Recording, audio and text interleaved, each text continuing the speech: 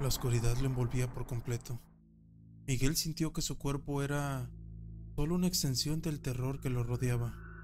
Las sombras lo abrazaban como si fuera algo tangible, algo vivo. Su respiración se hacía más pesada con cada uno de esos segundos que pasaban. Y la casa parecía reír en su interior, una risa silenciosa, pero aterradora. Miguel trató de levantarse, pero la sensación de estar atrapado se apoderó de él. Sus piernas no respondían. Sus músculos se habían relajado por completo, como si el terror hubiera drenado toda su fuerza. El eco de la risa resonaba en su mente, haciéndole pensar que estaba perdiendo la cordura. Pero algo en su interior despertó, un destello de lucidez, tal vez una chispa de esperanza. Lo empujó a levantarse con dificultad.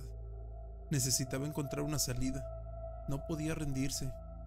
¿Qué había sido todo eso? La figura, las voces, los ecos de Sofía, ¿eran solo manifestaciones de su dolor? ¿O la casa lo había verdaderamente atrapado en su propia pesadilla? Con las manos temblorosas, tocó el suelo, tratando de encontrar algo, un objeto, una pista, cualquier cosa que lo ayudara a entender. Fue entonces cuando su dedo rozó algo frío y metálico. Miró hacia abajo y vio una pequeña llave en el suelo, cubierta de polvo, como si hubiera estado ahí durante años. Miguel la levantó lentamente, casi sin poder creer lo que veía. La llave parecía antigua, desgastada por el tiempo, pero tenía una sensación extraña, como si no fuera un objeto cualquiera, la clave de algo. Con esa llave en la mano, Miguel se levantó, aunque las fuerzas le fallaban. Caminó hacia la puerta, esa misma puerta que lo había conducido a este pesadillesco cuarto. Al colocar la llave en la cerradura, algo extraño ocurrió. La puerta no se abrió, pero la cerradura hizo un sonido metálico, como si hubiera girado por sí sola. La casa emitió un crujido, un sonido bajo que resonó a través de las paredes, como si la casa estuviera despertando. Con un tirón, la puerta cedió.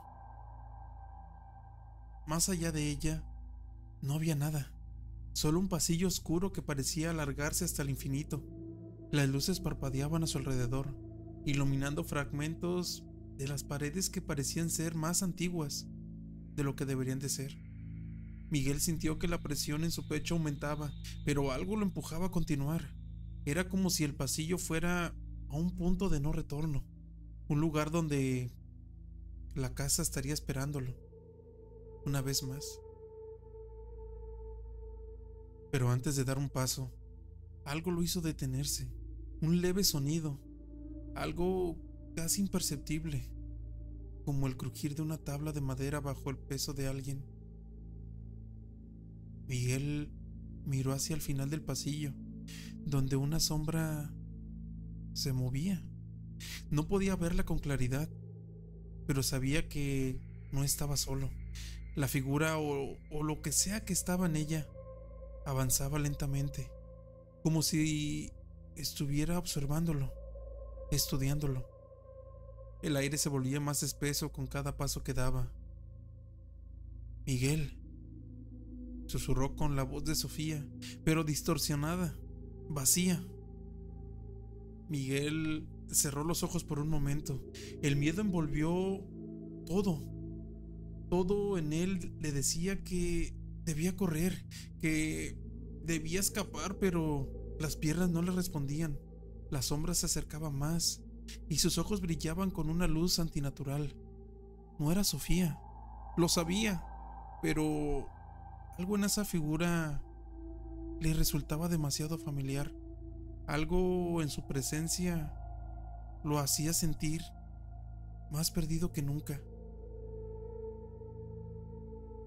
Es lo que realmente quiere la casa de mí, pensó Miguel, pero antes de poder procesar la pregunta, la figura habló de nuevo. Ven a mí, Miguel. Todo está por terminar. La casa reclama lo que es suyo. Y tú eres suyo. El susurro recorrió su cuerpo como un escalofrío. Miguel dio un paso para atrás, pero la figura ya estaba demasiado cerca. La sombra lo rodeaba y la angustia se apoderó de él por completo. No podía escapar de la realidad que la casa le había impuesto. No podía escapar de sus propios recuerdos rotos, pero algo en su interior, un último abismo de lucidez, lo hizo reaccionar. Recordó la llave. Recordó que algo dentro de la casa, algo en ese pasillo, lo había llevado hasta ahí. Tal vez había una forma de detenerlo, una forma de romper el ciclo, de liberar lo que estaba ahí. En ese instante, la figura extendió la mano hacia él, tocando su rostro con un frío mortal. Miguel gritó, pero el sonido se ahogó en su garganta.